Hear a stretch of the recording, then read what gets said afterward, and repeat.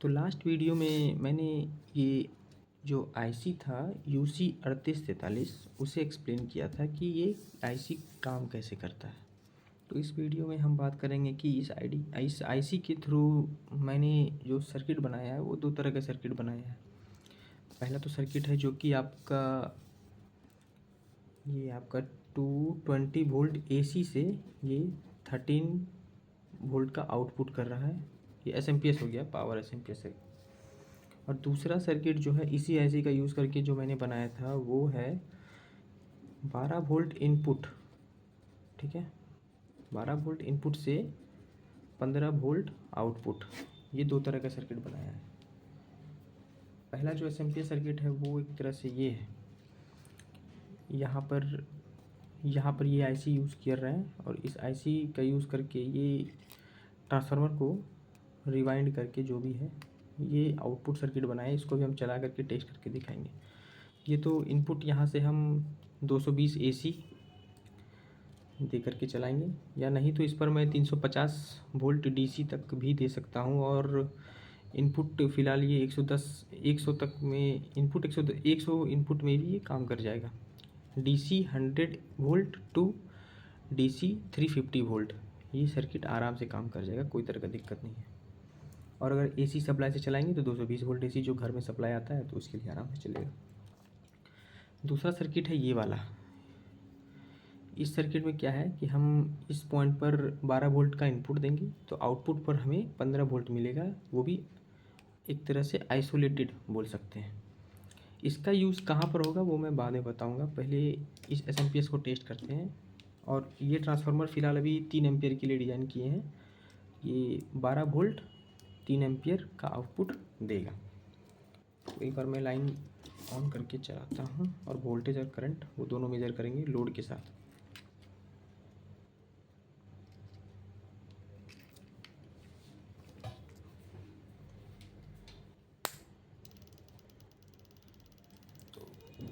Circuit तो on हो गया है फ़िलहाल।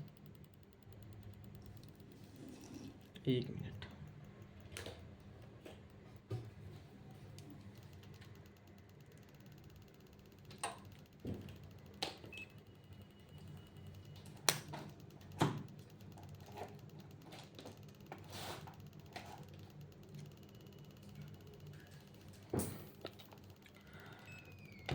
ये मल्टीमीटर दिख रहा होगा। 1 मिनट।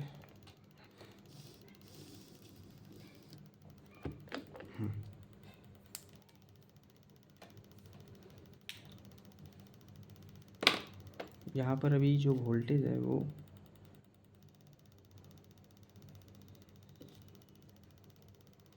1 मिनट।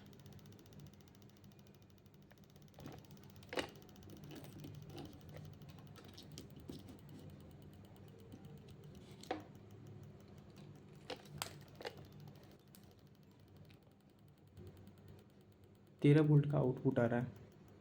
ठीक है, 12.9 और 13।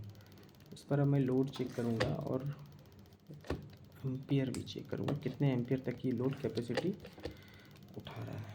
तो उसके लिए लोड के लिए तो मैं ये 12 वोल्ट का डीसी मोटर है उसका यूज़ कर रहा हूँ।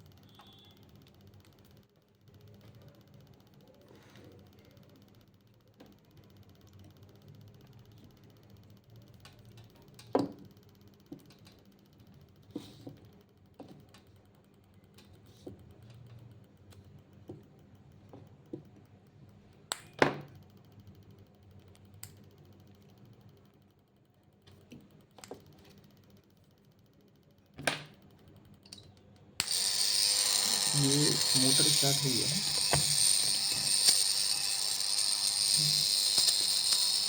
अभी प्रोब मैंने डीसी 20 एम्पियर पे लगाया है और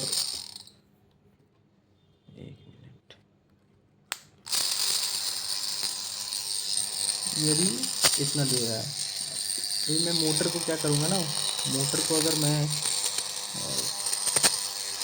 पकड़ूँगा तो एम्पियर बढ़ेगा। तो ये मैं मोटर को पकड़ रहा हूँ कि 3 एम्पियर का लोड आराम से उठा रहा है और एसएमपीएस भी बहुत सही काम कर रहा है। और दाबने पर और भी जा रहा है 3.5 एम्पियर मैक्सिमम। तो ये एस काम बहुत सही से कर रहा है। वोल्टेज की बात करें तो वो 13 ही है, उसमें कोई तरह का दिक्कत आ नहीं रहा है।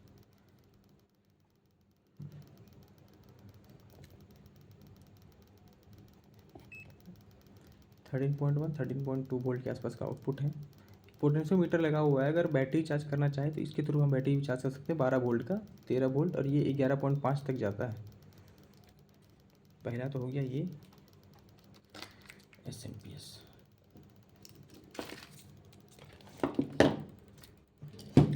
दूसरा सर्किट ये था कि ये वाला,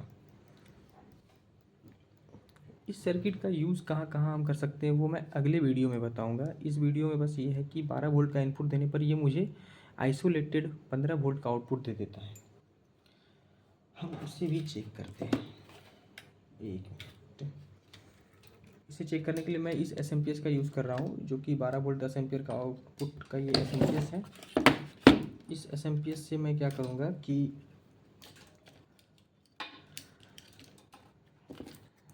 12 वोल्ट का इनपुट इस पर दूंगा और चेक करते हैं कि आउटपुट क्या आता है। यहाँ वोल्ट दिख रहा है,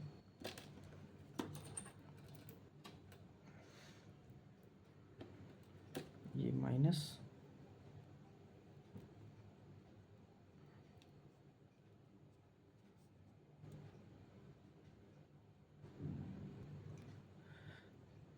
तो ये माइनस कनेक्ट कर दिए हैं। यहाँ मल्टीमीटर का प्रोब भी यहाँ पर कनेक्ट है, आप ये दिख रहा होगा, ये मल्टीमीटर का प्रोब कनेक्टेड है। और ये लाइन देने पर 15.1 वोल्ट आ रहा है।